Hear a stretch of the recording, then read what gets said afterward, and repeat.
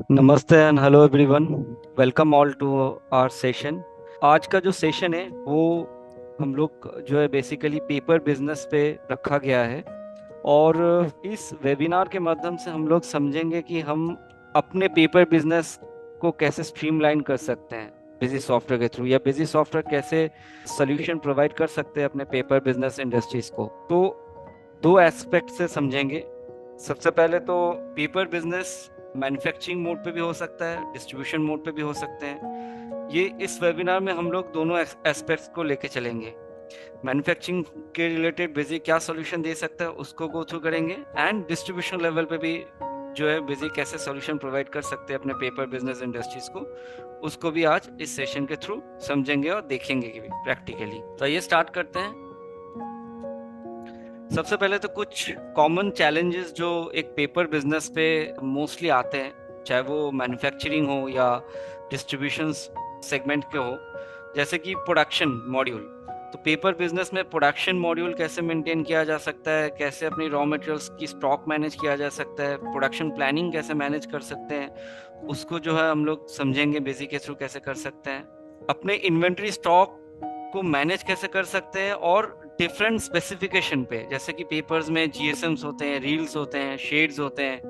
तो inventory stock कैसे हम जीएसएम वाइज, रील वाइज या शेड वाइज मैनेज कर सकते हैं, उसको भी हम लोग आज देखेंगे, समझेंगे। डिस्ट्रीब्यूशन बिजनेस अगर किसी का है, या पेपर इंडस्ट्री में कोई डिस्ट्रीब्यूशन बिजनेस कर रहा है, तो उनके लिए बिजी कैसे सूट कर सकता है, या बिजी सॉफ्टवेयर से क्या सोल्यूशन मिल सकते हैं, किस वे में मेंटेन कर सकते हैं, उसको भी जो है आज हम लोग इस वेबिनार के थ्रू समझेंगे। अदर्स जैसे रिपोर्ट्स होती हैं, जैसे आउटस्टैंडिंग रिपोर्ट मैनेज करना हो, पार्टी वाइज भी हो सकते हैं, या अगर हमारे सेल्समैन है, बिजनेस जो पेपर बिजनेस करते हैं उनके भी सेल्समैन हो सकते हैं। सेल्समैन वाइज अगर हमें आउटस्टैंडिंग रिपोर्ट मैनेज करनी है, मार्केट में कितने आउटस्टैंडिंग सेल्समैन वाइज पड़े हुए हैं, उसकी अगर रिकॉर्ड ट्रैक मैनेज करना होता है, तो वो हम कैसे मैनेज कर सकते हैं, वो हम इस सेशन पे भी देखेंगे बिजी के थ्रू। तो ये कुछ कॉमन चैलेंजेस हैं जो पेपर इंडस्ट्रीज को आते हैं, बट इसमें जो है बिजी एक मोस्ट पावरफुल सोल्यूशन दे रहा है।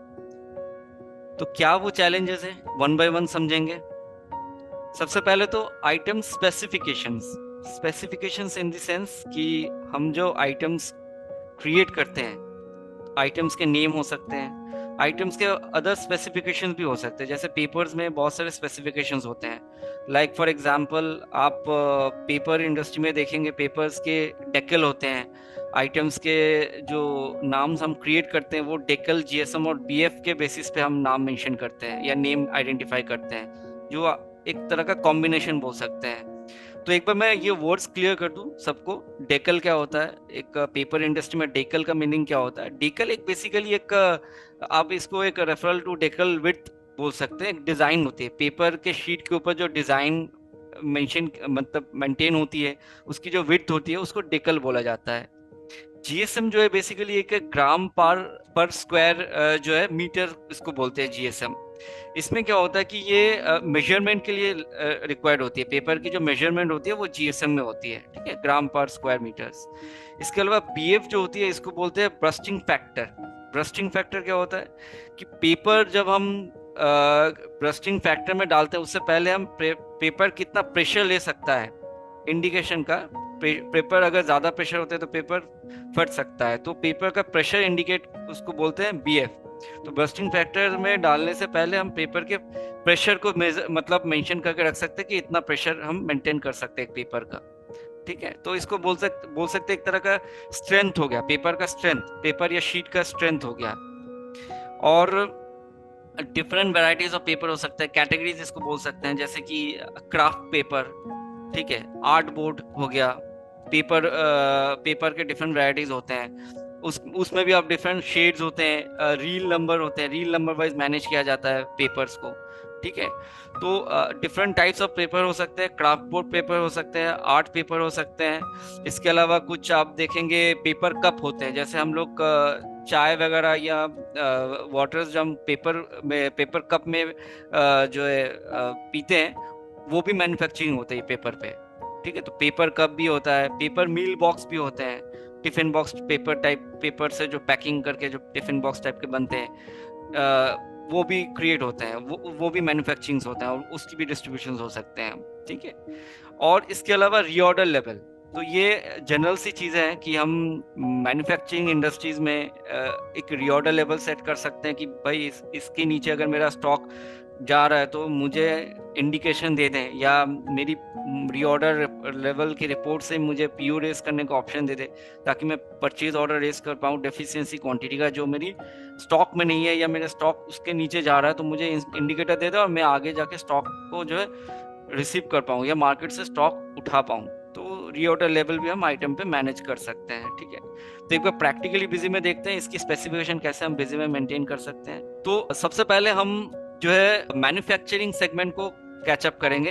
मैन्युफैक्चरिंग सेगमेंट में पेपर की स्पेसिफिकेशन, मैन्युफैक्चरिंग का प्रोसेस कैसे मैनेज हो सकती है, तो मैन्युफैक्चरिंग सेगमेंट को पहले हम लोग कैचअप करेंगे, उसकी सारे प्रोसेस और प्रोसीड्योर को देखेंगे, देन हम डिस्ट्रीब्यूशन वाले पॉइंट पे आएंगे।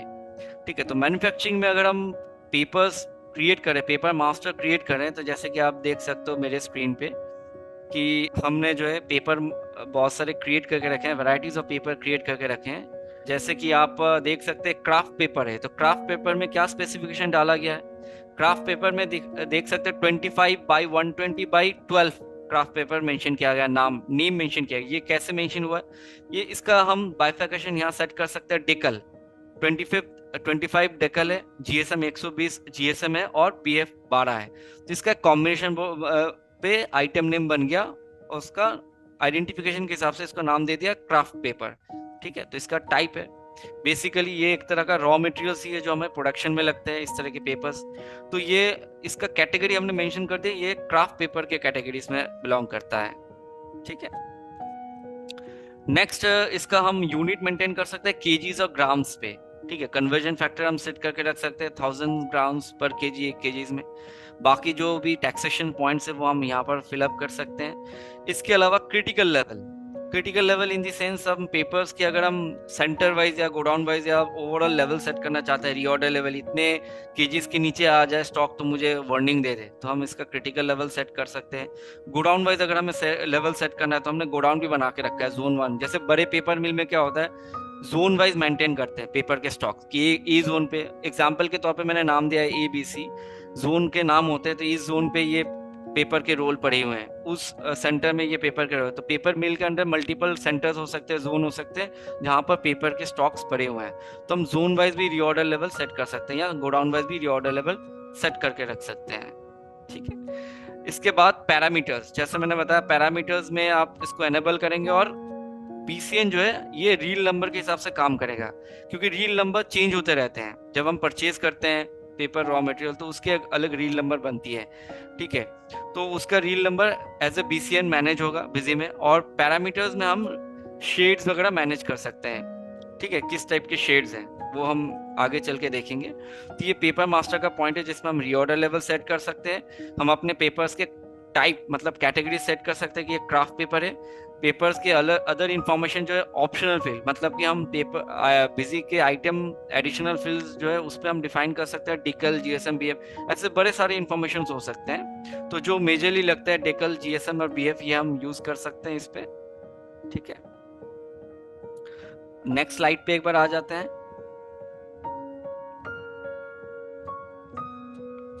नेक्स्ट चैलेंजेस ये हो सकते हैं कि पेंडिंग कोटेशन ऑर्डर और चालान ट्रैकिंग पे। दैट मीन्स कि हम कभी भी रॉ मटेरियल परचेज करते हैं तो मैन्युफैक्चरिंग कॉन्सेप्ट में क्या होता है, पहले हम कोटेशन जो है, हमें सप्लायर जो मटेरियल प्रोवाइड करते हैं उससे पहले हमें सप्लायर कोटेशन देता है, परचेज कोटेशन। हम कोटेशन को जब ऑथराइज करते हैं कि इस कोटेशन के बेसिस में हमें मटेरियल को ऑर्डर देना है, तो फिर हम कोटेशन के अगेंस्ट पे PO रेज करते हैं अपने सप्लायर को। फिर सप्लायर PO के अगेंस्ट पे हमें गेट पास या चालान के थ्रू या GRN के थ्रू हमारे पास मटेरियल आता है। ठीक है, तो कभी कभी ऑर्डर के अगेंस्ट पे डायरेक्ट बिल भी जनरेट हो जाता है, बिल के थ्रू भी मटेरियल आ सकता है। तो चालान दिखाने का रीजन यहाँ पर है कि कभी कभी होता है कि गेट पास का भी मेंटेन होता है कि जब हम गेट से पेपर जब रिसीव हो रहे हैं तो गेट कीपर जब पेपर को रिसीव कर रहे हैं अपने गोडाउन पे ला रहे हैं या अपने प्रोडक्शन फ्लोर पे ला रहे हैं, तो वहां पर वेट मशीन भी रहता है पेपर का। ठीक है, तो एक्चुअल ग्रॉस वेट कितना है, उसमें टीयर वेट कितना कम हो रहा है, तो ग्रॉस माइनस टीयर वेट करके हम अपना एक्चुअल वेट या नेट वेट केजीज में पेपर कितना केजी हम पेपर रिसीव कर रहे हैं, तो हम चालान के थ्रू उसको रिसीव कर सकते हैं। उसको कोई कोई गेट पास भी बोलते हैं, और उसके बेसिस पे फिर हम इसका जो है परचेज एंट्री डाल सकते हैं, मतलब चालान के अगेंस्ट पे या गेट पास के अगेंस्ट पे नेट क्वांटिटी जितना रिसीव करे उसका एक परचेज बिल रेज कर सकते हैं अगेंस्ट दी चालान। ठीक है, तो चैलेंजेस ये हैं, इसका सॉल्यूशंस जो बिजी में क्या दिया गया, तो सॉल्यूशंस यही है कि बिजी में आप कोटेशन एंट्री पंच कर सकते हैं या रिकॉर्ड कर सकते हैं, परचेज कोटेशन भी कर सकते हैं, और परचेज कोटेशन के अगेंस्ट पे आप पीओ रेज कर सकते हैं, पीओ के अगेंस्ट पे आप परचेज चालान या गेट पास को मैनेज कर सकते हैं, और गेट पास के अगेंस्ट पे आप अपना रिपोर्ट वगैरह भी मेंटेन कर सकते हैं। पेंडिंग कोटेशन ऑर्डर जिसके अगेंस्ट पे अभी तक हमें चालान रिसीव नहीं हुआ है या हमने अभी तक बिल हमें नहीं मिला है परचेज बिल, तो उसकी रिपोर्ट भी हम ट्रैक कर सकते हैं। ठीक है, तो प्रैक्टिकली भी देखते हैं तो मोस्टली मैन्युफैक्चरिंग इंडस्ट्रीज में हम लोग जो करते हैं दैट इज कि हम पहले मटेरियल परचेज करते हैं, तो परचेज से पहले भी बहुत सारे स्टेप्स होते हैं। परचेज से पहले मैन्युफैक्चरिंग इंडस्ट्री क्या करते हैं, कोटेशन पहले मांगते हैं अपने सप्लायर से कि आप अपना कोटेशन रेज करें। ठीक है, तो परचेज कोटेशन मेंटेन करने के लिए हम यहाँ से परचेज कोटेशन में जाके ऐड करके हम अपना एक परचेज कोटेशन रेज कर सकते हैं। ठीक है, परचेज में क्या क्या हम परचेज कर सकते हैं, रॉ मटेरियल परचेज कर सकते हैं, तो हमने कोटेशन नंबर कुछ भी दे दिया और हमने यहाँ पर आइटम वाइज ले लिया। पार्टी हम कोई भी एक सप्लायर ले लेते हैं जिससे हम मटेरियल परचेज करने वाले हैं आगे चल के। क्या परचेज कर सकते हो सकता है कि हमने क्राफ्ट पेपर ले लिया। ठीक है, अब ये क्राफ्ट पेपर जब लिया तो यहाँ पर सेंटर्स के सिलेक्शंस आ गए, तो हो सकता है कि हमने ये परचेज किया और परचेज करके हम इसको डायरेक्टली जोन ए में लेके जा सकते हैं। मतलब कि परचेज या कोटेशन पे हम डिफाइन कर दिए कि जब मेरा मटेरियल मेरे पास रिसीव होगा तो मैं ये मटेरियल जो है अपने पेपर मिल में जोन ए सेंटर में रख दूंगा स्टॉक को। तो मैं परचेज एंट्री या कोटेशन एंट्री करते वक्त मैं सेंटर सिलेक्ट कर सकता हूँ, और मैं ये काम कर सकता हूँ कि मैं इसको मेन स्टोर में परचेज कर लिया या मेन स्टोर में पहले परचेज कर लिया, फिर इसको ट्रांसफर कर दिया मेन स्टोर से अपने पेपर मिल में ट्रांसफर कर दिया या प्रोडक्शन फ्लोर पे ट्रांसफर कर दिया जोन ए सेंटर पे, तो वो भी कर सकते हैं। ठीक है, तो फिलहाल हम जोन ए ले लेते हैं, डायरेक्टली जोन ए पे हम इसको बेसिकली दिखा देंगे, स्टॉक इन दिखा देंगे। हालांकि कोटेशन से स्टॉक इन होता नहीं है, जब तक हम कोटेशन को चालान में कन्वर्ट नहीं कर रहे हैं या बिल में कन्वर्ट नहीं कर रहे हैं तब तक ये मेरा स्टॉक रिफ्लेक्ट या मेरी अकाउंट्स में कोई रिफ्लेक्शन नहीं देगा। ठीक है, तो ये हमें सप्लायर को हम कोटेशन, बेसिकली सप्लायर ने हमें एक कोटेशन दिया, सेल कोटेशन, उसकी हम परचेज कोटेशन एंट्री पोस्ट कर रहे हैं। ठीक है, तो जैसे ही हमने ले लिया, अब जोन ए में डाल दिया। अब यहाँ पर मैंने बोला 100 केजी हम ये क्राफ्ट पेपर की कोटेशन हम ले रहे हैं सप्लायर से, कि सप्लायर से हम 100 केजी का कोटेशन मांग रहे हैं कि भाई आप 100 केजी का रेट क्या है, आप वो कोटेशन दीजिए हमें। तो कोटेशन एंट्री कर रहे हैं, इसमें 100 केजी में डिफरेंट शेड्स के हो सकते हैं। ठीक है, ब्राउन शेड के ले रहे हैं तो इसमें भी शीट हो सकते हैं। टोटल शीट कितने, 12 शीट हो सकते हैं, 10 शीट हो सकते हैं, 24 शीट हो सकते हैं। अब इसमें मील रील भी एक आता है। मील रील का मतलब हो गया कि जो सप्लायर से हम इसको परचेज कर रहे हैं या कोटेशन ले रहे हैं, सब मान के चलिए हम यहाँ पर श्री पेपर मिल से ले रहे हैं। ठीक है, तो श्री पेपर मिल अपना एक मील रील दे रहा है, तो श्री पेपर मिल से जब हम इसको रिसीव मतलब एज ए कोटेशन हम ले रहे हैं तो हम वहां पर मील रील को मेंटेन कर सकते हैं। ये मील रील श्री पेपर मिल का हो गया, तो उसका मील रील सपोज 5, 6, 7, 8 है। ठीक है, और वेट इन केजी हमने बता दिया 100 केजी किलो का पेपर ले रहे हैं। ठीक है, ये ग्राम्स के हिसाब से इसका कन्वर्जन फैक्टर ले लिया, इसको हमने ओके कर दिया और ये ग्राम्स के हिसाब से दिखा दिया, और केजीज हमने 32 रुपए पर केजी बोल दिया, पेपर का रेट हो गया। ठीक है, एंटर कर लिया, बाकी जो भी टैक्सेशन पॉइंट्स है वो कैलकुलेट कर लेगा और हम इसको सेव कर देंगे। ठीक है, तो ये हमने परचेज कोटेशन जनरेट कर लिया। तो ये कोटेशन के अगेंस्ट पे जब हम परचेज ऑर्डर प्लेस करेंगे तो हम कोटेशन को पिक कर सकते हैं। ठीक है, तो ऑर्डर पे रेज करने से पहले हम इसकी प्लानिंग भी देख सकते हैं कि जब हम कोई रॉ मटेरियल परचेज करने जाएंगे या ऑर्डर देने जाएंगे तो मैं प्रोडक्शन के बेसिस पे ऑर्डर दूंगा कि भाई मुझे इतना रॉ मटेरियल चाहिए प्रोडक्शन के लिए। तो उससे पहले अगर मैं देखना चाहूँ कि मेरे पास कितनी रॉ मटेरियल की रिक्वायरमेंट है, वो मैं कैसे देख सकता हूँ? उसके लिए आपको जो है प्रोडक्शन में एक पॉइंट कवर अप करना होता है, that is bill of material. ठीक है, तो बिल ऑफ मटेरियल जो होती है that is called production formula. तो जैसे आप देख सकते हो कि मैंने 2 फॉर्मूला बना के रखा है। एक तो ये 250 ml brown plus white double wall cup का जो मटेरियल है, आइटम है, ये फिनिश आइटम है। अगर मैं दिखा दूं इसका फिनिश आइटम जो हमने क्रिएट किया हुआ है, तो ये हमने आइटम मास्टर में क्रिएट किया हुआ है और ये इस तरह का कुछ रहता है, इस तरह के आइटम्स बनते हैं। तो ये अगर ये आइटम बनाने की जरूरत है तो ये हम बिल ऑफ मटेरियल में सेट कर रहे हैं क्या क्या रॉ मटेरियल लग सकता है। तो हमने एक एज्यूम कर लिया एक पीस बनाने के लिए इस कॉम्बिनेशन का क्राफ्ट पेपर 10 ग्राम लग सकता है। इसके अलावा अदर रॉ मटेरियल जो है जैसे एडहेसिव्स है, प्रिंटिंग इंक है, फिर इसके ऊपर जो है आपका पॉलीस्टाइरीन ये 1 ग्राम लग सकता है। तो ये अपना रॉ मटेरियल्स हो गया।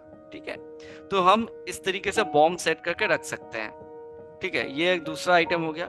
ये भी एक तरह का प्रोडक्ट है। इसका भी अगर आप देखें तो इस तरह की प्रोडक्ट बनती है। जैसे ये बॉक्स टाइप के पेपर, क्राफ्ट पेपर के बॉक्स बनते हैं, टिफिन बॉक्स, या इसको मिठाई का डिब्बा भी बोल सकते हैं, या जो भी बॉक्सेस है, सैलाड बॉक्स भी बोलते हैं इसको। तो इस तरह की आइटम्स को आप फिनिश आइटम के हिसाब से डिफाइन कर सकते हैं। और ये क्राफ्ट पेपर इसके साथ अदर्स जो रॉ मटेरियल्स है आप इसको बॉम्ब में सेट कर सकते हैं। ठीक है, अब इस बॉम्ब के अगेंस्ट में हम प्रोडक्शन प्लानिंग कर सकते हैं, क्योंकि जब हम पीओ रेस करेंगे अपना सप्लायर को कि मुझे इतना मटेरियल चाहिए, तो हम कितना मटेरियल के लिए पीओ रेस करेंगे वो हम पता कैसे करेंगे। तो हम उसको प्रोडक्शन प्लानिंग के बेसिस पे देखेंगे कि भाई मुझे अगर एक पेपर मील बॉक्स मतलब कि पेपर कप बनाना है, आइटम 250 ml का पेपर कप बनाना है, 2000 पीस बनाना है, 5000 पीस बनाना है, तो कितना क्राफ्ट पेपर लग सकता है, कितना प्रिंटिंग इंक लग सकता है, कितना एडिसिव लग सकता है। तो उस हिसाब से मैं ऑर्डर प्लेस करूंगा अपने सप्लायर को। तो ये प्लानिंग हो गया, प्रोडक्शन प्लानिंग। तो अगर हमने बॉम्ब सेट करके रखा है तो फॉर्मूला, एज पर फॉर्मूला अगर मैं इन फ्यूचर अगर मान के चलिए 5000 पीस बनाने जा रहा हूँ इसका, तो 5000 पीस के बेसिस पे मैं अगर इसमें इसको ओके कर दूं तो मुझे यहाँ पर क्वांटिटी रिक्वायर्ड बता देगा कि अगर मैं ये 5000 पीस कप बनाने जा रहा हूँ तो मेरी क्राफ्ट पेपर कितनी रिक्वायर्ड है, अवेलेबल कितना है। तो देख सकते हैं क्राफ्ट पेपर की रिक्वायरमेंट है नहीं, 50 जो क्वांटिटी रिक्वायर्ड है मेरे पास 99 अवेलेबल है।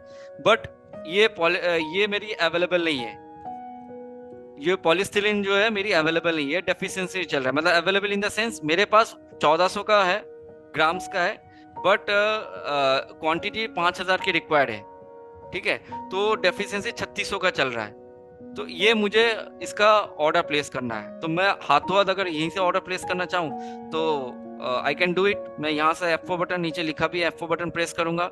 और अगर मैं जितनी भी आइटम्स की डेफिशिएंसी है, जितना आइटम मुझे रिक्वायर्ड है, जिस जिस आइटम का डेफिशिएंसी आ रहा है, सबका अगर मुझे ऑर्डर प्लेस करना है तो ऑल आइटम सिलेक्ट करके मैं ऑर्डर प्लेस कर सकता हूँ। या सिलेक्टिव आइटम, जिस आइटम को मैंने सिलेक्ट किया है, जैसे इस रो को सिलेक्ट किया, अगर मैंने इस रो को सिलेक्ट किया तो मैं यहाँ से F4 बटन प्रेस करूंगा और सिलेक्टेड आइटम में जाऊंगा। तो मैं यहाँ से यहाँ पर मैं डेफिशिएंसी परसेंटेज ले लूंगा कि मुझे 3600 का ऑर्डर देना है, या 3600 के अलावा मुझे सपोज अभी के लिए 1500 का ऑर्डर देना है, तो मैं इसमें 50% कर सकता हूँ, तो 1500 का हो जाएगा या डिवाइड हो जाएगा। तो टोटल अगर 100% बाई डिफॉल्ट ही रहता है, 100% करूंगा तो पूरी 3600 की ऑर्डर प्लेस हो जाएगी।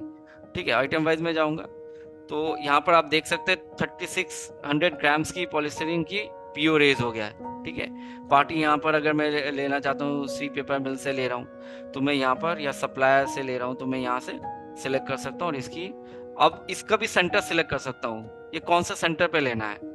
तो जैसे मैं आइटम के, तो यहाँ पर मैं सेंटर सिलेक्ट कर सकता हूँ। ये मैं रॉ मटेरियल हाउस पे रखना चाह रहा हूँ। ठीक है, जो मेरा क्राफ्ट पेपर आ रहा है वो मैं zone A, zone B, zone C centre में रख सकता हूँ। कुछ अलग सेंटर भी बना लिया रॉ मटेरियल के लिए। इसके अलावा अदर मटेरियल्स जो लगते हैं जैसे कि पॉलीस्टाइरीन, पेपर इंक, वो मैं रॉ मटेरियल सेंटर एक गोडाउन अलग से बना लिया, उसमें मैं इंसर्ट करके रख सकता हूँ। ठीक है, इसमें मैं पीओ में भी मैं अपना रेट वगैरह डाल सकता हूँ, 12 रुपए पर ग्राम के हिसाब से पॉलीस्टाइरीन है। तो मैं यहाँ पर इसका ले लिया। इसका टैक्सेशन रहेगा तो टैक्स कैलकुलेट कर लेगा ऑटोमेटिकली। ठीक है, अगर टैक्सेशन मास्टर में डिफाइन रहेंगे तो टैक्स कैलकुलेट कर लेंगे। फिलहाल मैं एग्जेम्प्टेड के हिसाब से इसको सेव कर ले रहा हूँ। ठीक है, तो ये मेरा पीओ रेज हो गया। ठीक है, अब ये पीओ के अगेंस्ट पे अगर मुझे गेट पास पे मटेरियल लेना है तो मैं गेट पास पे चला जाऊंगा। ठीक है, या इसको जीआरएन भी बोल सकते हैं। ये बिजी में जो है मटेरियल रिसीव फ्रॉम पार्टी वाला मॉड्यूल है। ठीक है, जो कि ट्रांजैक्शन के अंडर आता है। तो इसका हमने यहाँ पर नाम चेंज करके रखा हुआ है, जीआरएन बोल के रखा हुआ है चालान, ताकि आप सबको समझने में सुविधा हो कि एग्जैक्टली ये मॉड्यूल किस काम पे आता है। तो इससे हम अपना मटेरियल रिसीव करते हैं वाया चालान के थ्रू भी कर सकते हैं, इसको जीआरएन थ्रू भी बोल सकते हैं, या इसको गेट पास एंट्री भी बोल सकते हैं। जब हम ऐड करेंगे तो हम यहाँ पर गेट पास नंबर जो भी है हम डाल दिए। अब यहाँ पर इसको परचेज चालान सेलेक्ट करेंगे, ठीक है। और यहाँ पर हम आ जाएंगे और सी पेपर, जिस पेपर मिल को हमने कोटेशन दिया है या ऑर्डर प्लेस किया है, उस पेपर पार्टी को सिलेक्ट करेंगे और यहाँ पर F11 बटन प्रेस करेंगे, ठीक है। जो भी ऑर्डर्स हैं उसकी ऑर्डर्स डिटेल हमें यहाँ पर पिक हो जाएंगी। जैसे हमने ऑर्डर दिया था पॉलिस्टर, ये हमारी ऑटोमेटिकली यहाँ पर पिक हो गया, ठीक है।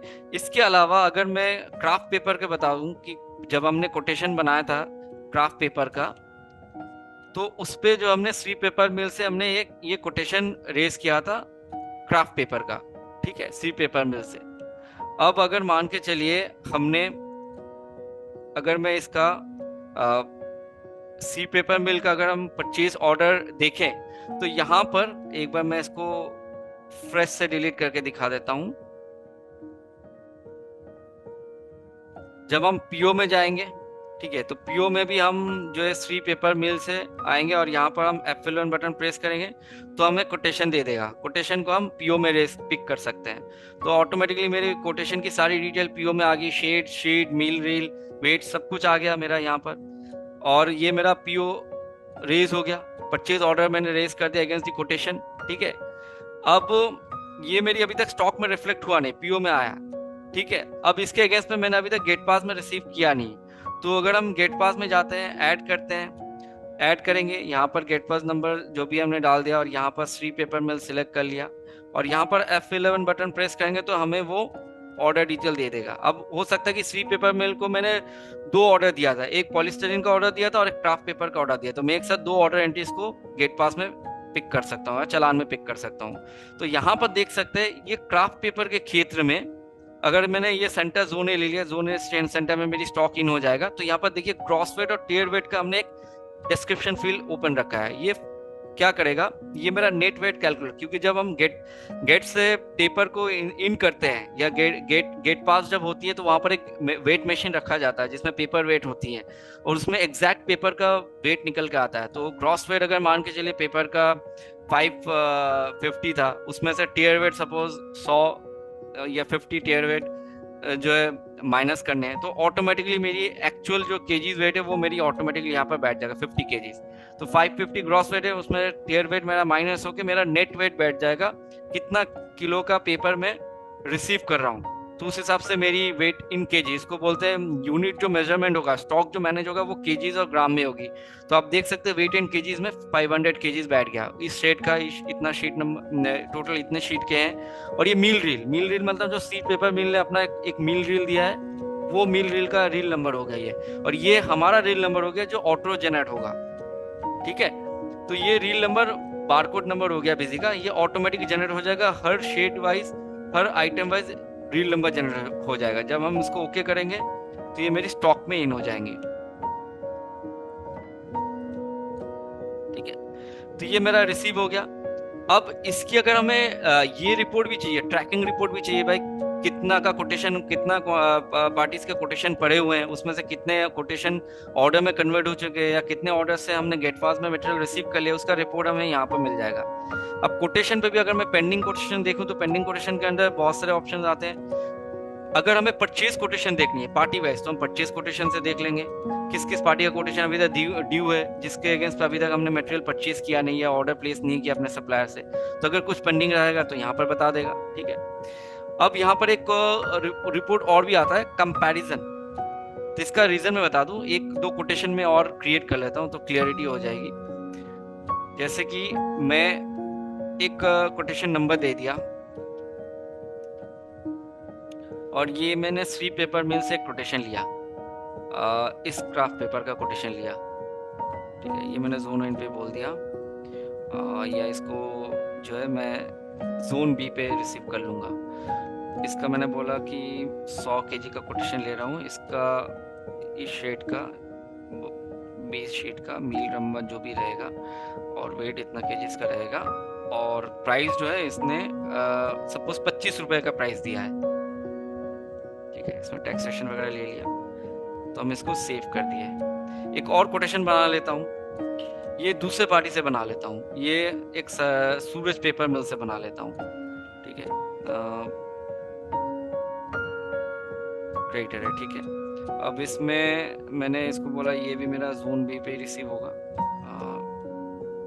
ये वाला पेपर ही ले लेता हूँ, सेम पेपर। और यहाँ पर मैंने बोला इसने भी 100 kg, इसको भी इसने भी मुझे कोटेशन दिया है 100 kg का। और मील नंबर जो भी इसका है, वेट जो है इसका, इसने रेट दिया है 30 रुपए करके रेट दिया है। तो हम एक कंपैरिजन रिपोर्ट भी निकाल सकते हैं जो कि हमें यहाँ पर मिल जाएंगे। रिपोर्ट कोटेशन ऑर्डर चलान प्रोसेसिंग पे, कोटेशन ऑर्डर चलान प्रोसेसिंग रिपोर्ट पे एक कंपैरिजन परचेस कोटेशन मिल जाएगा। आइटम वाइज देखनी है, पार्टी वाइज देखनी है। अगर आइटम वाइज देखना है तो अगर हम एक आइटम का देखना चाहते हैं, किसका है, इसका, तो इस आइटम अगर मुझे 2 पार्टी से मिला है, एक श्री पेपर मिल, एक सूरज पेपर मिल, किसने बेस्ट प्राइस दिया है, किसका रेट कम है सबसे ज्यादा, उसको मैं पीओ रेस करूंगा या उसको परचेज ऑर्डर दूंगा। तो ये कंपैरिजन रिपोर्ट भी आपको बिजी में मिल जाएगा कोटेशन का, ठीक है। तो ये आपको मेंटेन कर सकते हैं। अब जैसे कि आपने पेपर परचेज में आ जाएंगे, जब आपका गेट पास से मटेरियल रिसीव हो गया, अब आप पेपर परचेज में आ रही है, फाइनल बिल आप परचेज कर रहे हैं उसको गेट पास के अगेंस्ट पे। तो जब आप यहाँ पर अगेंस्ट चलान सेलेक्ट कर सकते हैं, और यहाँ पर आपने बताया श्री पेपर मिल, और यहाँ पर आके आइटम में आप जाके F11 बटन प्रेस करेंगे, और यहाँ पर आप अपना चलान नंबर सेलेक्ट कर लेंगे, जिस चलान के अगेंस्ट पे या जिस गेट पास के अगेंस्ट पे आपने आपको मटेरियल आप परचेज कर रहे हैं। तो ऑटोमेटिकली वो सारे डिटेल आ जाएंगे, जिस जिसका आपने चालान बना के रखा है, गेट पास बना के रखा है, जिस जिस रॉ मटेरियल का, उसकी आप परचेज में उसको कन्वर्ट कर रहे हैं, ठीक है। तो ये जैसे आप कन्वर्ट कर रहे हैं, अब इसको जैसे सेव करेंगे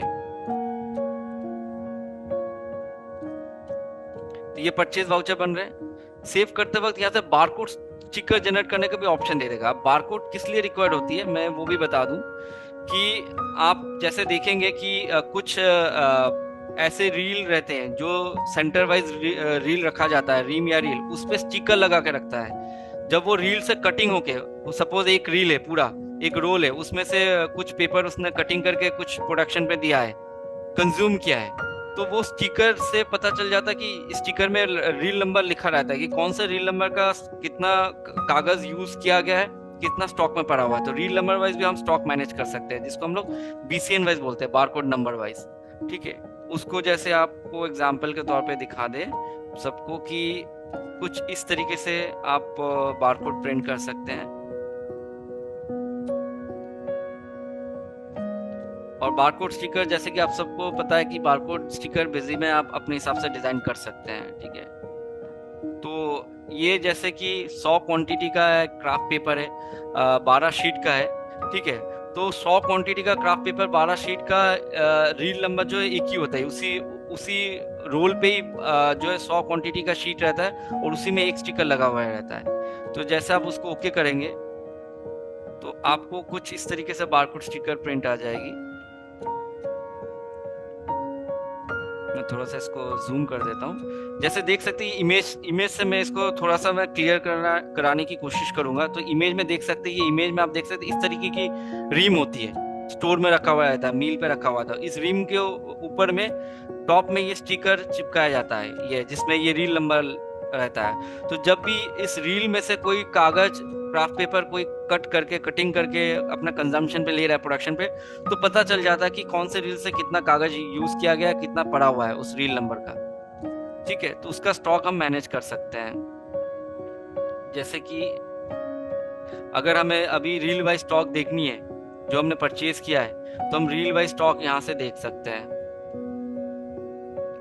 reel number wise raw craft paper का स्टॉक अगर हमें देखना है, ठीक है। अगर हम एक आइटम का देखना चाहते हैं, 1 आइटम हमने कर लिया, और हमने यहाँ पर जो है इसका ले लिया, ठीक है, ओके करेंगे तो ये हमें बता देगा कि किस किस सेंटर में, एक पेपर मिल में हो सकता है बड़े सारे सेंटर्स हो, गोडाउन्स हो, जोन ए गोडाउन पे, जोन बी गोडाउन पे, ये गोडाउन वाइज बता देगा। जोन ए गोडाउन पे इस रील नंबर का, ये BCN नंबर मतलब हो गया रील नंबर, इस रील नंबर का कौन सा कितना शीट का, ये मिल रील का बता दिया, कितना क्वांटिटी पड़ा हुआ है और कितने दिन से पड़ा हुआ है। ये एजिंग रिपोर्ट हो गया, क्योंकि बहुत दिन से हो सकता है उसमें से कुछ कंज्यूम हो रहे हैं, कुछ रह जा रहे हैं। तो अगर हमें एनालिसिस करना हो कि कौन से रीम का, ठीक है, ये कौन से रील का, ये BCN नंबर हो गया अपना, रील नंबर जो स्टिकर है, स्टिकर का नंबर, ये स्टिकर नंबर या रील नंबर से किस सेंटर से कितना क्वांटिटी केजीज में बता रहा है, ये क्राफ्ट पेपर कितना क्वांटिटी, कितने दिन से कितना क्वांटिटी का स्टॉक है और कितने दिन से स्टॉक पड़ा हुआ है, कितना वैल्यू का स्टॉक है वो भी बता देगा। ठीक है, ये आप ऑल आइटम बेसिस पे भी देख सकते हैं या ग्रुप ऑफ आइटम के बेसिस पे भी देख सकते हैं। अगर हम ग्रुप में बता देते हैं क्राफ्ट क्या या रॉ मटेरियल का बता देते हैं ग्रुप, तो ये हमें ये ऐसे भी बता देगा। क्राफ्ट पेपर 25 बाई 120 बाई 112 का क्राफ्ट पेपर का कितना reel wise, centre wise, shade wise, इसके अलावा शीट वाइज कितना पड़ा हुआ है, कितने दिन से पड़ा हुआ है। ठीक है, वो भी डेज बता देगा, कितने 99 डेज से पड़ा हुआ है, 500 डेज से पड़ा हुआ है, मतलब कितना क्वांटिटी पड़ा हुआ है कितने दिन से। 0 to 30 डेज में 99 क्वांटिटी पड़ी हुई है, 500 क्वांटिटी 0 to 30 डेज में पड़ा हुआ है। ठीक है, तो ये 99, 500, 450, 100 ये सारे क्वांटिटीज बता रहे हैं। इसके अलावा अगर हमें डेली स्टॉक देखनी है, मतलब कि डेली स्टॉक हम देखना चाहते हैं कि आफ्टर कंजम्पशन अगर क्राफ्ट पेपर के कितने केजीज में स्टॉक पड़े हुआ है date wise day by day, तो हम डेट बेसिस पे आज के दिन में टोटल केजीज कितना पड़ा हुआ है इस क्राफ्ट पेपर का, 25 बाई 120 बाई 12 क्राफ्ट पेपर का कितना केजी किलो पड़ा हुआ है गोडाउन पे स्टॉक। ठीक है, तो हम डेली स्टॉक समरी रिपोर्ट भी देख सकते हैं। इसमें फिल्टर भी लगा सकते हैं, अगर मुझे पर्टिकुलरली जोन ए का देखना है, जोन ए सेंटर का देखना है, तो हम जोन ए सेंटर का पर्टिकुलरली देख सकते हैं। ठीक है, तो ये था basically purchase quotation, purchase quotation के अगेंस्ट पे परचेज ऑर्डर, और परचेज ऑर्डर वो भी आफ्टर एनालाइजिंग दी प्लानिंग रिपोर्ट कि हमें कितने ऑर्डर करने हैं, रॉ मटेरियल कितने चाहिए, तो हम या पहले से भी हम पीओ रेस करके रख सकते हैं, विदाउट प्लानिंग भी हम परचेज ऑर्डर रेस कर सकते हैं। बट मोस्टली मैन्युफैक्चरिंग इंडस्ट्री में देखा जाता है कि वो पहले प्लानिंग चेक कर लेते हैं कि भाई एक फिनिश आइटम बनाने में कितना रॉ मटेरियल लग सकता है, कितने मेरे हाथ में है, कितने हमें मार्केट में ऑर्डर प्लेस करने हैं। ठीक है, तो हम पीओ रेस करने से पहले भी प्रोडक्शन प्लानिंग चेक कर सकते हैं। ठीक है, और इसके बाद हम पीओ को पिक कर सकते हैं चलान पे या गेट पास के थ्रू, जिसमें हम एक्चुअल वेट को मैनेज कर सकते हैं और रिसीव कर सकते हैं। उसके बाद हम पेपर परचेज कर सकते हैं अगेंस्ट दी जीआरएन, चलान और गेट पास। ठीक है, एंड कभी कभी ये भी होता है कि हम जब परचेज करते हैं तो परचेज हमने मेन स्टोर में कर लिया, अब हम डिसाइड करेंगे किस किस गोडाउन में किस किस प्रोडक्शन फ्लोर में कब कब भेजना है, तो हम वो स्टॉक ट्रांसफर से भी कर सकते हैं कि हम जब परचेज किया तो हमें पता नहीं है कि उसको जोन ए में भेजना है या जोन बी में भेजना है, वो बाद में पता चला। तो हम पहले क्या कर सकते हैं, पहले मेन स्टोर में उसको परचेज कर लिया, फिर मेन स्टोर से उसको जोन ए में भेज दिया। क्या भेज दिया? क्राफ्ट पेपर भेज दिया। कितना किलो भेज दिया वो हम यहाँ पर डाल सकते हैं, कितना किलो भेजना है। ठीक है, तो ये हम स्टॉक ट्रांसफर के थ्रू भी हम डिफरेंट प्रोडक्शन सेंटर पे या प्रोडक्शन फ्लोर पे स्टॉक को मूवमेंट करा सकते हैं। ठीक है, नेक्स्ट स्लाइड पे आ जाते हैं एक बार। तो ये हमारा ट्रैकिंग था बेसिकली, पेंडिंग, कोटेशन, ऑर्डर, चलान, कैसे हम प्रोडक्शन प्लानिंग या प्रोडक्शन फॉर्मूला के बेसिस पे ऑर्डर प्लेस कर सकते हैं, कोटेशन को ऑर्डर में कैसे पिक कर सकते हैं, ऑर्डर को चलान में कैसे पिक कर सकते हैं। नेक्स्ट चैलेंजेस ये हो सकते हैं प्रोडक्शन मैनेजमेंट। ठीक है, तो इसमें हम क्या कर सकते हैं, रॉ मटेरियल और फिनिश गुड को ट्रैक करना होता है। प्रोडक्शन मैनेज का मेन एजेंडा जो होती है that is to track finish good and raw materials. ठीक है, अब इसका सॉल्यूशन कैसे बिजी प्रोवाइड कर सकता है, तो बिजी जो है यहाँ पर आपको बेसिकली बॉम का मॉड्यूल दे रहा है that is called bill of material, and production entry module production planning report दे रहा है कि मटेरियल कितने रिक्वायरमेंट है, अगर हम एक आइटम फिर इतनी क्वांटिटी बनाने जा रहे हैं, प्रोड्यूस करने जा रहे हैं, तो कितना रॉ मटेरियल लग सकता है, कितने अपने हाथ में है, और समराइज रिपोर्ट मिल जाएगा कि प्रोडक्शन में कितना रॉ मटेरियल कंज्यूम हुआ है उस आइटम को प्रोड्यूस करने में। तो प्रैक्टिकली एक बार देख लेते हैं सारे फीचर्स को बिजी में। तो जैसे कि मैंने पहले भी दिखाया कि प्रोडक्शन फॉर्मूला, इसको बोलते हैं बिल ऑफ मटेरियल। तो आप देख सकते हैं कि यहाँ से हमने बॉम्ब बनाया, 2 आइटम, बॉम्ब जो मेन आइटम का नाम है उसी के नाम से हमने बॉम्ब का नाम भी मेंशन करके रखा है ताकि आइडेंटिफाई करने में इजी हो जाए। हो सकता है मेरे मल्टीपल प्रोडक्ट्स मैन्युफैक्चर हो तो हम बॉम्ब नाम से भी आइडेंटिफाई कर सकते हैं ये बॉम्ब किस प्रोडक्ट की मैन्युफैक्चरिंग का है बॉम्ब है। क्योंकि हम जब प्रोडक्शन एंट्री में जाएंगे, जब यहाँ से हम प्रोडक्शन फॉर्मूला बना लेंगे, प्रोडक्शन फॉर्मूला बनाने के बाद हम जाएंगे प्रोडक्शन एंट्री पे। तो जब हम प्रोडक्शन एंट्री में जाएंगे तो हम यहाँ पर सिलेक्ट कर सकते हैं, यहाँ पर हमारी मल्टीपल बॉम्ब नेम दिखा सकता है। अगर हम ये आइटम बना रहे हैं 500 ml क्राफ्ट सलाड बॉक्स बना रहे हैं तो हम हो सकता है कि 100 पीस बना रहे हैं या 1000 पीस बना रहे हैं। ठीक है, और 1000 पीस बनाने में कितना मेरा रॉ मटेरियल कंज्यूम होगा वो मेरा automatically as per the formula बैठ गया। अब ये 50 ml क्राफ्ट पेपर मेरा प्रोडक्शन हाउस में बन के आ रहा है और इसके अगेंस्ट में मेरा क्राफ्ट पेपर 31/120/12 लग रहा है क्राफ्ट पेपर, जो हमने प्रोडक्शन फॉर्मूला में बॉम्बे में सेट करके रखा हुआ है। और ये मेरा जोन ए में स्टॉक है, तो मैं जोन ए से स्टॉक से कंज्यूम करना चाहता हूँ। तो आप देख सकते हो जोन ए में मेरा इस रील नंबर का स्टॉक है, तो इस रील नंबर से मेरी कटिंग हो रही है, इस रील नंबर से मैं कंज्यूम कर रहा हूँ। जैसे मैंने बताया था कि सेंटर में उस क्राफ्ट पेपर का जो रोल है उस पे स्टिकर लगा हुआ है, स्टिकर में रील नंबर लगा हुआ है। तो जब उस रोल से आप कटिंग कर रहे हैं, क्राफ्ट पेपर कटिंग करके आप ये मटेरियल बना रहे हैं, तो आप ट्रैक कर सकते हैं कि कौन से रील नंबर से मेरा रॉ मटेरियल का मतलब कौन से रील नंबर से मेरा कागज जो है कंज्यूम हुआ है, कौन सा शेड का है, ये गोल्डन शेड का है। तो ऑटोमेटिकली ये मेरा गोडाउन जोन ए में यही इसी रील नंबर का गोल्डन का इतना क्वांटिटी का स्टॉक है, तो ऑटोमेटिकली मेरे सिर्फ उसी जोन का स्टॉक का लिस्ट दिखा रहा है यहाँ पर, अदर जोन की नहीं दिखा रहा है, क्योंकि मैंने पहले सिलेक्ट कर लिया कि जोन ए का स्टॉक से मुझे माइनस कराना है, कंज्यूम कराना है। तो ये रील नंबर ले लिया, ये मील रील ऑटोमेटिक ले लिया, वेट 10 kg ऑटोमेटिक ले लिया, और 10,000 ग्राम है मतलब 10 kg हो गया बेसिकली, क्योंकि हमने कन्वर्जन फैक्टर डाल के रखा था 1000 ग्राम इक्वल्स टू 1 kg। तो जब 10,000 ग्राम है दैट मीन्स कि 10 kg कंज्यूम होने वाले हैं। ठीक है, और इसका प्राइस भी देखिए, जो हमने परचेज किया था प्राइस ग्राम के हिसाब से ये प्राइस बता रहा है, और इसकी कॉस्टिंग भी फिनिश आइटम में भी ऐड हो गया। सिमिलर वे में अगर ये आइटम भी हमने जो परचेज करके रखा था रॉ मटेरियल, ये हमने रॉ मटेरियल हाउस में रखा था, 3600 ग्राम का रॉ मटेरियल स्टॉक में है, तो इसका भी कॉस्टिंग देखिए 15.80, वो 15.82 प्लस 0.03 करेंगे तो आपका कॉस्टिंग 16.12 आ रहा है। इसके बाद ये आइटम भी अगर हम रॉ मटेरियल हाउस से कंज्यूम करा रहे हैं, क्योंकि हमें गोडाउन में स्टॉक दिख ही जा रहा है जब हम कंज्यूम कर रहे हैं, 2000 ग्राम इस सेंटर में पड़ा हुआ है, तो इस सेंटर से कंज्यूम कर रहे हैं, तो 30 में भी यहाँ पर ऐड हो गया, कंज्यूम हो गया। और पिंक इंक ये भी मेरी रॉ मटेरियल हाउस में है, अगर मेरी पिंक इंक प्रोडक्शन हाउस में पड़ा हुआ है तो ये रॉ मटेरियल हाउस में 0 ग्राम दिख रहा है, मतलब स्टॉक है नहीं, प्रोडक्शन हाउस में है, तो हम प्रोडक्शन हाउस पे भी से भी ले सकते हैं। अगर रॉ मटेरियल हाउस में होगा तो मैं रॉ मटेरियल हाउस से ले लूंगा। ठीक है, और इसका कॉस्टिंग हाथवा जो रॉ मटेरियल का कॉस्ट है वो मेरी जैसे 24,120 रुपीज रॉ मटेरियल लगा है इस आइटम को बनाने में, तो ये 24,120 अमाउंट इस आइटम का बन गया है। इसके साथ अगर आप एक्स्ट्रा चार्जेस लगाना चाह रहे हैं, कि हो सकता है कोई लेबर कॉस्ट हो, इलेक्ट्रिसिटी कॉस्ट है, आप बोल रहे हैं 1000 रुपये और मैं चार्ज ऐड कर दूंगा, तो ये 1000 रुपये और कॉस्टिंग में ऐड हो जाएगा। ठीक है, कैसे ये 1000 रुपये तो ऐड हो ही गया है, इसके साथ मैं और रॉ मटेरियल का कॉस्ट ऐड कर देता हूँ, इसके साथ मैं इसका भी रॉ मटेरियल कॉस्ट ऐड कर देता हूँ, इसका भी ऐड कर देता हूँ, और इसका भी ऐड कर देता हूँ। तो रॉ मटेरियल का कॉस्ट तो ऐड हो रही है, उसके साथ 1000 रुपये भी ऐड हो जा रही है। ठीक है, तो ये 24,120 तो ऐड हो ही रहा है। इसके अलावा आप देख सकते हैं अभी ये 10 जो है 10,24,120 का प्राइस आ चुका है बेसिकली अमाउंट, तो ये इसमें 1000 रुपये है पर, ये डाला है हमने पर पीस के हिसाब से, हम बना रहे हैं 1000 पीस। ठीक है, तो पर पीस का 1000 रुपये करके आपने कॉस्टिंग ऐड किया है, तो इस हिसाब से इसने 10 लाख कर दिया इसको। ठीक है, 10,24,120, 24,120 जो है रॉ मटेरियल का कॉस्ट हो गया, तो रॉ मटेरियल प्लस 10 लाख हो गया मेरा एक्स्ट्रा कॉस्ट।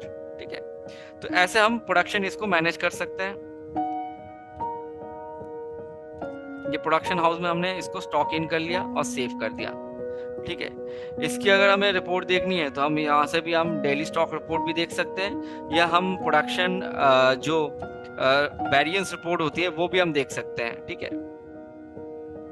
कितना प्रोडक्शन किया इसकी अगर हम लिस्ट में भी जाके देखना चाहें तो लिस्ट में भी जाके हम देख सकते हैं कि एक आइटम प्रोड्यूस करने में जो 1000 पीस प्रोड्यूस करने में कितना रॉ मटेरियल मेरा कंज्यूम हुआ है, तो उसकी हम यहाँ से चेक कर सकते हैं। ठीक है,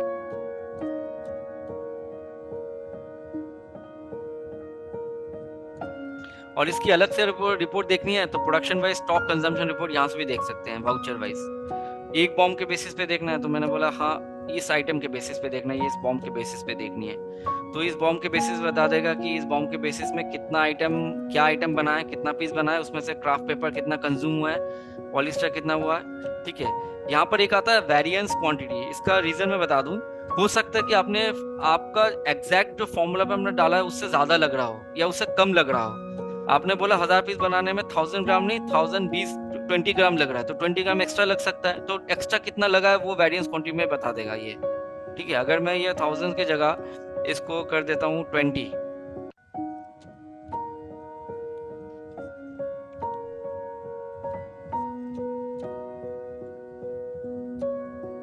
ठीक है, ये वेरिएंस में मुझे बता देगा, ये केजीज के हिसाब से वेरिएंस बता रहा, मुझे ग्राम्स के हिसाब से देखना तो ग्राम्स के हिसाब से भी देख सकते हैं। ठीक है, तो यहाँ पर मेन यूनिट है, अगर हम ऑल्टरनेटिव यूनिट पे देखेंगे तो ये मैं ग्राम्स के हिसाब से वेरिएंस बता देगा। 20 ग्राम्स एक्स्ट्रा लगा है इस आइटम का, क्राफ्ट पेपर का। ठीक है, मतलब 0.20% एक्स्ट्रा लगा है। तो ये हम प्रोडक्शन रिपोर्ट, कंजम्पशन रिपोर्ट में देख सकते हैं, प्रोडक्शन व स्टॉक कंजम्पशन रिपोर्ट पे। ठीक है, बाकी प्रोडक्शन प्लानिंग हम चेक कर सकते हैं कि इन फ्यूचर अगर ये आइटम मैं और बनाने जाऊं, और 1000 पीस बनाने जाऊं या और 2000 पीस बनाने जाऊं, तो मेरे हाथ में कितने रॉ मटेरियल्स है, और रॉ मटेरियल के अगेंस्ट पे मेरी करंट स्टॉक कितना है, अवेलेबल स्टॉक कितना है, इफेक्टिव स्टॉक कितना लग सकता है, और डेफिशिएंसी मतलब कितने अभी बिलो स्टॉक चल रहे हैं। डेफिशिएंसी मतलब जो माइनस में है, मतलब जो अभी तक मुझे खरीदने हैं। तो आप देख सकते हैं इसका कोई डेफिशिएंसी ब्लैंक दिखा रहा है, मतलब मेरे पास ऑलरेडी स्टॉक है, अवेलेबल स्टॉक है। मुझे अगर इन फ्यूचर 2000 पीस बनाने जाऊंगा तो मुझे अभी रॉ मटेरियल कुछ खरीदना नहीं है। ऑलरेडी मेरे पास ये रिक्वायर्ड है 20 क्वांटिटी, मेरे पास 539 क्वांटिटी ऑलरेडी अवेलेबल है केजीज पे, और ग्राम्स पे 2000 क्वांटिटी ग्राम्स लगेगा पॉलीस्टाइरीन, बट मेरे पास 4000 अवेलेबल है गोडाउन पे। ठीक है, तो ये प्लानिंग रिपोर्ट हम ट्रैक कर सकते हैं या रिपोर्ट देख सकते हैं।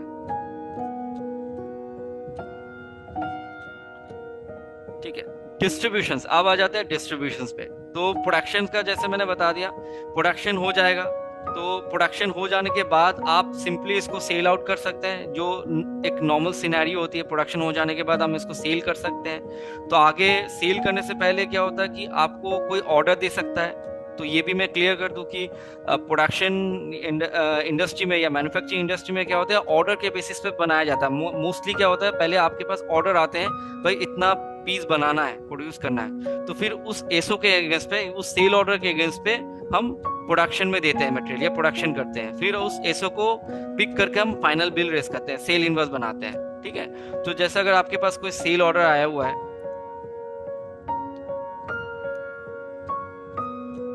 ठीक है, एक सेल ऑर्डर मैं बना लेता हूँ। जैसे जो अभी मैंने प्रोडक्शन किया है उसका मैं एक सेल ऑर्डर बना लेता हूँ।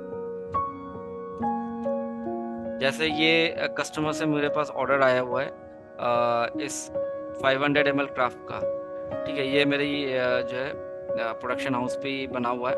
तो सपोज 1000 पीस का ऑर्डर आया हुआ है।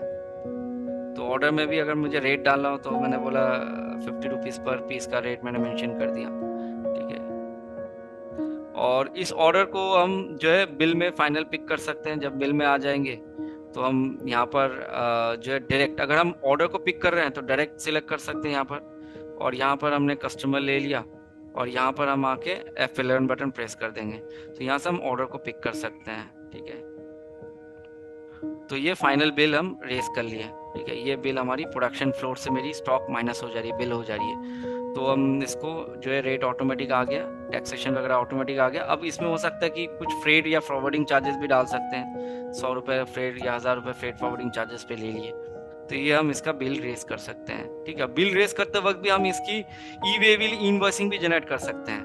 ठीक है, ई इनवॉइसिंग ई वे बिल भी अगर हमें जनरेट करना है, उसका व्हीकल नंबर, एलआर नंबर, ठीक है, इसमें हम एलआर नंबर डाल सकते हैं, व्हीकल नंबर डाल सकते हैं, ई वे बिल रिक्वायर्ड को वाई कर सकते हैं, इनवॉइस को वाई करके हम इसकी आगे इनवॉइस को प्रिंट कर सकते हैं। ठीक है, तो जो स्टैंडर्ड फॉर्मेट है, और बिजी में आप सबको पता ही होगा कि इनवॉइस डिजाइनिंग होती है। आप अपने हिसाब से इनवॉइस डिजाइन कर सकते हैं, जैसे भी आपको फॉर्मेट चाहिए उस हिसाब से आप बिल डिजाइन करा सकते हैं। ठीक है, अब डिस्ट्रीब्यूशन के बेसिस में मैं बता दूं कि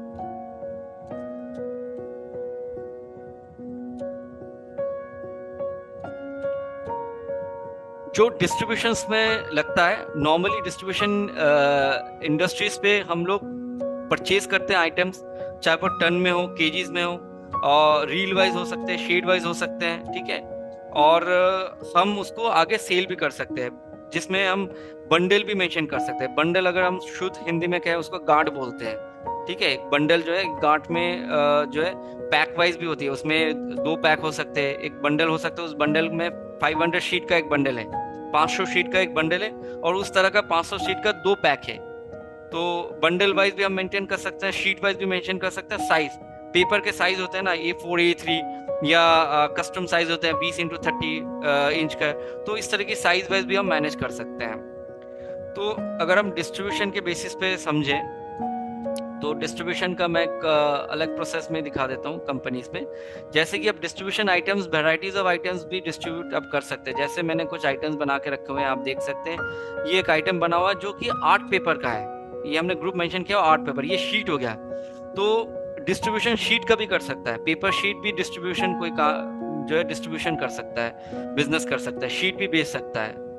ठीक है, तो वो शीट किस तरह का हो सकता है? आर्ट पेपर शीट भी हो सकता है, ग्लो पेपर शीट भी हो सकता है। तो फिलहाल आर्ट पेपर शीट में क्या क्या मेंशन होते हैं, जैसे इस न्यू स्टार पेपर 90 जीएसएम का जो मेरा कन्वर्जन फैक्टर है, मतलब यूनिट और केजीज में, KG actually 8.71 per unit KG है, तो कन्वर्जन फैक्टर भी हम आइडेंटिफिकेशन के हिसाब से आइटम में मेंशन करके रखा हुआ है। और इसका जो है अदर इंफॉर्मेशन हम सेट कर सकते हैं, जैसे पैक, जैसे मैंने बोला ना, एक बंडल में हो सकता है 500 शीट है, और उस तरह का 2 पैक हो सकते हैं, 2 बंडल हो सकते हैं, 2 पैक, एक बंडल में 2 पैक हो सकते हैं 500 शीट के, या 3 पैक हो सकते हैं, 4 पैक हो सकते हैं। तो पैक मेंशन करना है, साइज, पेपर के साइज, और ये शीट हो गया 500 शीट्स। ठीक है, तो 500, ये इस आइटम का 90 जीएसएम का 500 शीट्स होते हैं, 500 शीट्स है। ठीक है, तो इसको हम आइडेंटिफिकेशन के हिसाब से हम आइटम मास्टर में मेंशन कर सकते हैं। और यहाँ पर हम जब इसको परचेज करेंगे तो ट्रांजैक्शन में आ जाते हैं, एक बार परचेज पे आ जाते हैं। तो परचेज में मैं दिखा दूं, जब हम इसको परचेज कर रहे हैं तो परचेज में हमने क्या ले लिया, परचेज में हमने डेट वगैरह मेंशन कर दिया, परचेज में टैक्सेशन टाइप ले लिया, पार्टी सप्लायर ले लिया, जो भी सप्लायर हम परचेज कर रहे हैं। उसके बाद हमने यहाँ पर आइटम ले लिया। ठीक है, आइटम हमने यहाँ से आइटम सेलेक्ट कर लिया, और आइटम हमने मेन स्टोर में परचेज कर रहे हैं, तो 77 यूनिट, या इसको बोल सकते हैं टन, या एक तरह का यूनिट ही बता समझ लीजिए। तो 77 यूनिट को केजीज में कन्वर्ट कर देगा, क्योंकि हमने कन्वर्जन फैक्टर डाल के रखा कि एक यूनिट मतलब 8.71 केजी इस आइटम का, या इस आइटम का केजी होता है 23.30। ठीक है, इस आइटम का तो 23.30 कन्वर्जन फैक्टर है।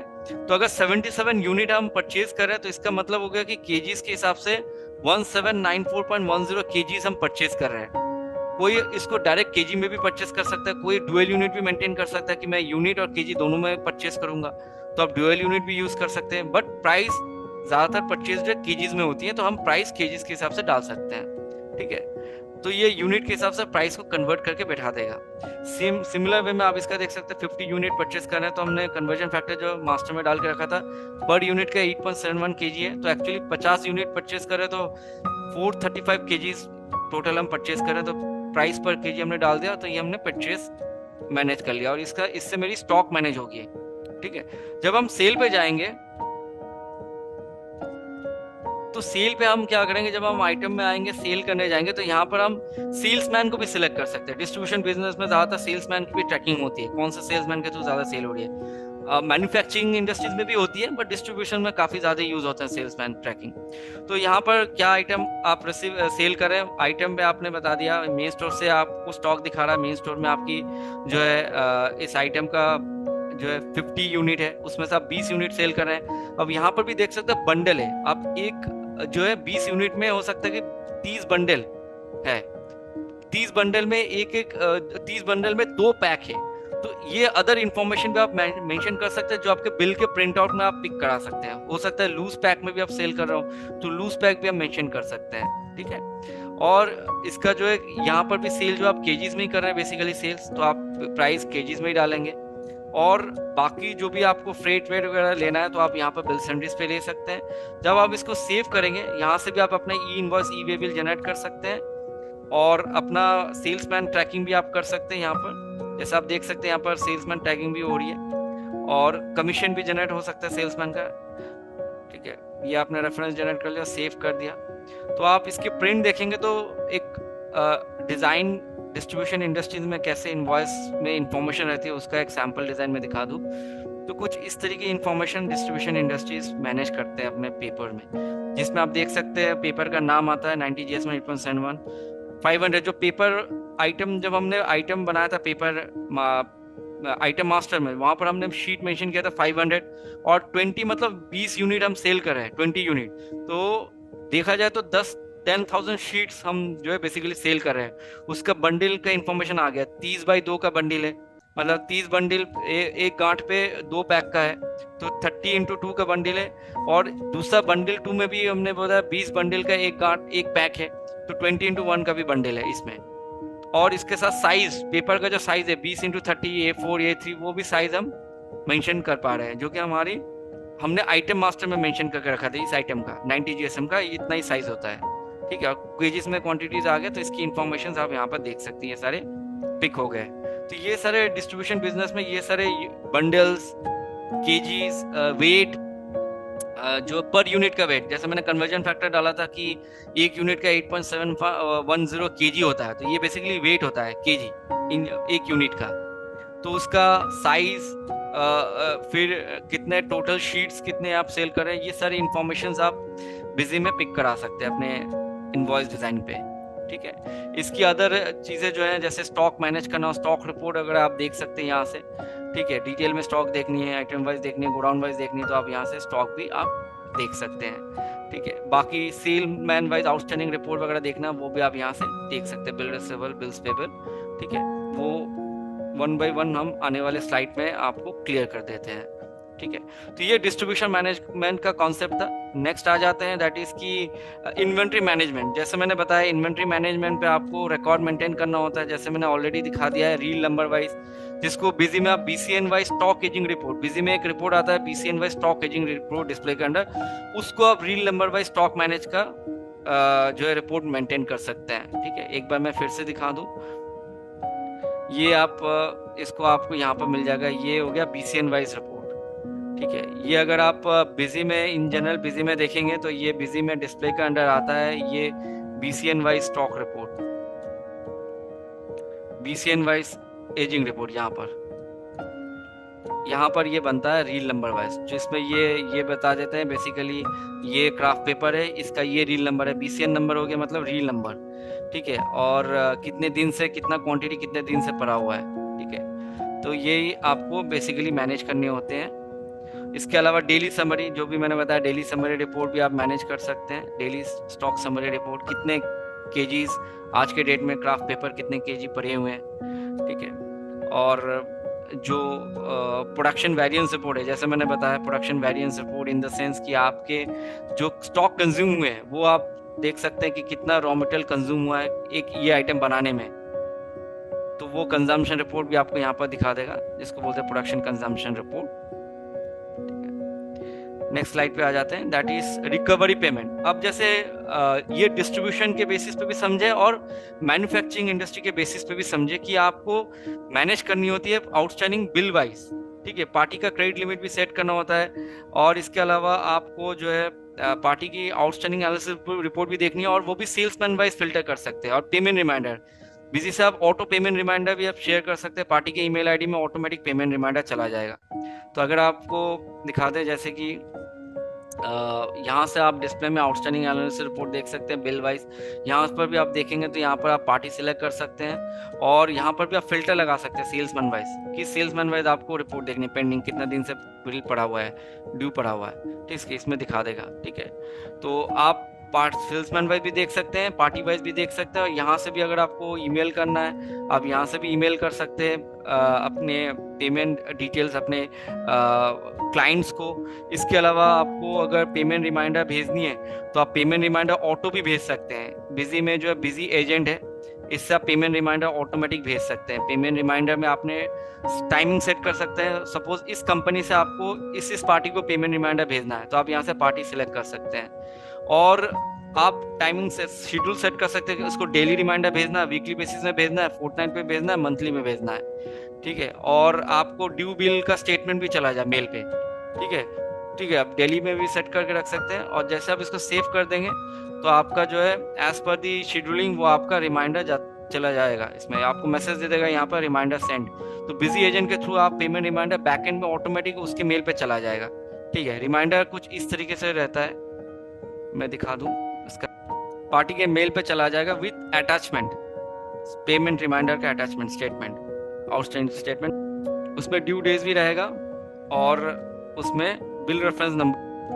आउटस्टैंडिंग बैलेंस, इस तरह की स्टेटमेंट पार्टी के मेल पे चला जाएगा एज पर द शेड्यूलिंग, जैसे भी आप सेट करके रखेंगे, डेली समरी मतलब मंथली वीकली जैसे बेसिस पे आप तो ये ऐसा स्टेटमेंट लिखा है, hi as of 27 the remaining outstanding balance of this is payable to us for due and kindly find the statement, thank you for prompt attend. और ये आप स्टेटमेंट देख सकते हैं, ये मैनुअली भेजने की जरूरत नहीं पड़ेगा, इसमें बिल नंबर, उस बिल में कितना ड्यू है, कितने दिन से ड्यू पड़ा हुआ है, उसका स्टेटमेंट चला जाएगा। नेक्स्ट स्लाइड पे बेस्ट सॉल्यूशंस जो है बेसिकली एक मल्टी गोडाउन इन्वेंट्री, जैसे मैंने बताया स्टॉक ट्रांसफर, आप मल्टीपल गोडाउन, मैंने जैसे प्रोडक्शन हाउस बना के रखा हुआ है, रॉ मटेरियल सेंटर बना के रखा है, zone A, zone B, zone 3, तीनों मटेरियल सेंटर बना के रखा है, तो ऐसे मल्टीपल गोडाउन मेंटेन कर सकते हैं। नेगेटिव स्टॉक, जैसे कि आपने नेगेटिव स्टॉक मैनेज कर सकते हैं, आइटम के स्टॉक नेगेटिव हो रहे तो उसमें वार्निंग आ जाए। एक पॉइंट और भी आप मैनेज कर सकते हैं, दैट इज रीऑर्डर लेवल, जो कि मैन्युफैक्चरिंग इंडस्ट्री में भी काफ़ी रिक्वायर्ड होती है, आइटम्स की रीऑर्डर लेवल को सेट करना हो तो आप अपने आइटम्स की रीऑर्डर लेवल, क्रिटिकल लेवल को सेट कर सकते हैं। सेंटर वाइज सेट करना चाहे सेंटर वाइज सेट कर सकते हैं, और इसकी रिपोर्ट आपको मिल जाएगी यहाँ से डिस्प्ले में, आप जाएंगे इन्वेंट्री समरी में, अब यहाँ से आप आइटम क्रिटिकल लेवल पे देख सकते हैं रीऑर्डर लेवल। वार्निंग भी आ जाएगा, इसके स्टॉक इसके नीचे अगर जाएगा तो आपको वार्निंग दे देगा कि आपको मार्केट से स्टॉक खरीदना है या ऑर्डर करने हैं, ये बिलो लेवल चला है, इसका करंट स्टॉक कितना है और रीऑर्डर लेवल कितना है, मतलब शॉर्टेज कितना है, तो शॉर्टेज भी यहाँ पर बता देगा।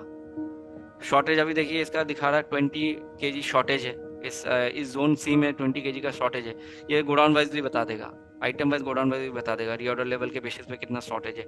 तो अब हाथों यहाँ से पीओ रेस करना चाहे तो F4 बटन प्रेस करके उस शॉर्टेज का पीओ भी रेस कर सकते हैं, ठीक है। बाकी नेगेटिव स्टॉक की भी आप वार्निंग सेट कर सकते हैं, जो कि आपको यहाँ से कॉन्फ़िगर में वार्निंग अलार्म है, यहाँ से आप अपना नेगेटिव स्टॉक वगैरह मैनेज कर सकते हैं, ठीक है। जो भी आपको मिनिमम लेवल, ऑर्डर लेवल पे भी वार्निंग सेट करना है, नेगेटिव स्टॉक पे भी वार्निंग सेट करना है, तो आप नेगेटिव स्टॉक पे भी आप वार्निंग सेट कर सकते हैं। मल्टीपल प्राइसिंग मोड, जैसे होलसेल रेट अलग, रिटेल रेट अलग, अलग अलग प्राइसिंग स्ट्रक्चर आप सेट कर सकते हैं बिजी में। यूजर क्रिएट करना, यूजर वाइज मेनू रेट सेट करना, कौन क्या कर पाएगा, कौन क्या देख पाएगा, किसको मॉडिफिकेशन राइट मिलेगा, वो सेट कर सकते हैं। Target, salesman wise target set करना, उसके लिए आप टारगेट ऑन कर सकते हैं बिजी में, ठीक है। तो बिजी में टारगेट ऑन करने के लिए आप यहाँ पर कॉन्फ़िगर फीचर्स एंड ऑप्शंस में आ जाएंगे, एडमिनिस्ट्रेशन के अंडर अकाउंट्स में आके आप यहाँ पर टारगेट को एनेबल कर देंगे, और टारगेट एनेबल करने के बाद आप अपना सेल्समैन वाइज टारगेट सेट करना हो तो सेल्समैन को भी आप अकाउंट्स में एनेबल करेंगे। उसके बाद मास्टर में जाकर आप यहाँ से कॉन्फ़िगरेशन में जाके आप यहाँ से टारगेट कॉन्फ़िगरेशन सेट कर सकते हैं। टारगेट का स्ट्रक्चर का नाम दे सकते हैं, ऐड करके जो भी स्ट्रक्चर नाम देना है, टारगेट 1, टारगेट 2, जो भी टारगेट आप पार्टी वाइज सेट करना है, item wise, broker wise set करना है, उसमें भी मंथली सेट करना है, क्वार्टरली टारगेट सेट करना है, इंसेंटिव कैसे देना चाह रहे हैं, अमाउंट पे टारगेट सेट करना है, क्वांटिटी पे सेट करना है, आप अपने हिसाब से टारगेट सेट कर सकते हैं। हो सकता है टारगेट में 3 तरह का स्लैब हो, बेस, स्ट्रेच, जैकपॉट, तो आप इस तरीके से 3 स्लैब भी बना सकते हैं, बेस, स्ट्रेच, जैकपॉट के टारगेट के स्ट्रेच।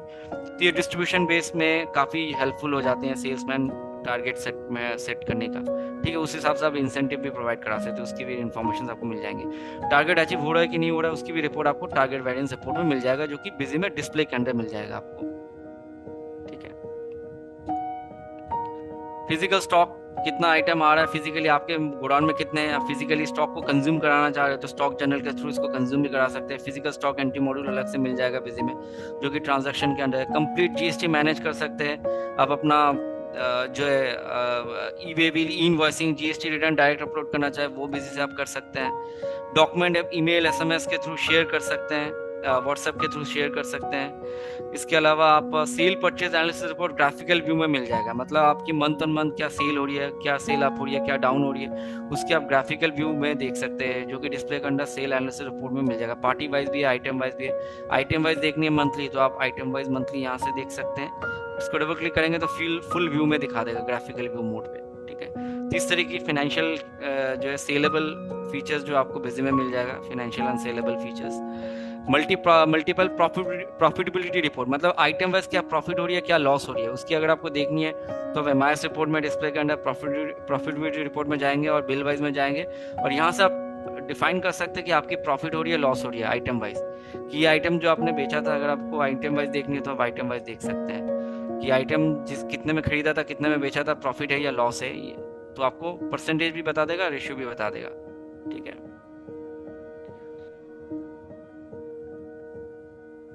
इसके अलावा आपको जो है बेसिकली इसमें ऑटोमेटिक डेटा बैकअप, जैसे मैंने बताया गूगल ड्राइव से में आपका ऑटोमेटिक बैकअप चला जाएगा, तो आप ये बिजी एजेंट के थ्रू भी आप ये ऑटो बैकअपिंग प्रोसेस को मैनेज करा सकते हैं। तो बिजी एजेंट पे भी ये है बैकअप ऑन गूगल ड्राइव, इसमें क्लिक करके आप अपना डेटा पाथ सिलेक्ट करके आप बैकअप शेड्यूलिंग करके रख सकते हैं डेली बेसिस पे या वीकली बेसिस पे या टाइमिंग बेसिस पे। आपका data backup automatically Google drive में अपलोड होता रहेगा। तो आप अपना जीमेल आईडी डाल के ऑथेंटिकेट वन टाइम कर देंगे तो आपका डेटा बैकअप गूगल ड्राइव में लेता रहेगा ऑटोमेटिकली।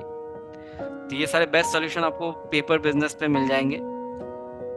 मोबाइल ऐप, जैसे अगर डिस्ट्रीब्यूशन बेसिस पे समझे तो अगर सेल्समैन मार्केट में मूवमेंट करे तो मोबाइल से सेल्स ऑर्डर पंच कर सकते हैं, मोबाइल से ऑर्डर की पेंडिंग ऑर्डर ट्रैकिंग कर सकते हैं, कितना मार्केट में ऑर्डर उठाया, उससे कितना बिल रेज हुआ, कितना पेंडिंग ऑर्डर अभी भी पड़ा हुआ है, वो मोबाइल ऐप से ट्रैक किया जा सकता है। सेल इनवॉइस, अगर सेल्समैन मार्केट में मूवमेंट कर रहे हैं तो हाथों हाथ मोबाइल से सेल्स इनवॉइस रेज कर सकते हैं और हाथों हाथ मोबाइल से शेयर कर सकता है। कस्टमर अगर पैसा दे रहा है, आउटस्टैंडिंग पैसे दे रहा है, तो वो पैसे भी रिसीव एंट्री मोबाइल ऐप से कर सकता है।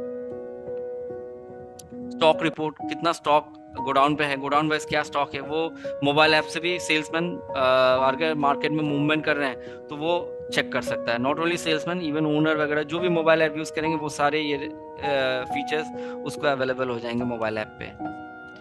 डेटा एक्सेस, सेल्स डेटा भी एक्सेस कर सकते हैं, जैसे सेल रजिस्टर्स हो गया, सेल एनालिसिस रिपोर्ट हो गया, वो सारे सेल्स डेटा मोबाइल ऐप पे एक्सेस कर सकते हैं।